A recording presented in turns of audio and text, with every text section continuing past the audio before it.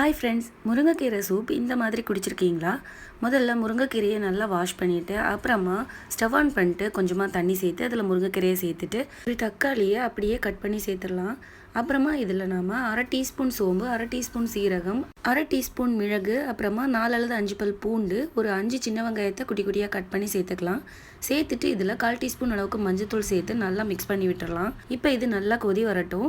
பாருங்கள், ஒரு கொதி வந்ததும் இதில் கொஞ்சமாக உப்பு சேர்த்து ஒரு 10 நிமிஷத்துக்கு கொதிக்க விட்டு எடுத்துடலாம். இப்போ இதிலேருந்து கொஞ்சம் நான் கப்பில் எடுத்துக்கிறேன், எனக்கு அப்படியே சாப்பிடவும் பிடிக்கும். இல்லை அந்த தண்ணி மட்டும் தான் வேணும்னு நினச்சிங்கன்னா இந்த மாதிரி ஃபில்டர் வச்சு ஃபில்டர் பண்ணி எடுத்துக்கோங்க. அந்த சாரெல்லாம் நல்லா இறங்குற வரைக்கும் நல்லா பிழிஞ்சு எடுத்துக்கோங்க.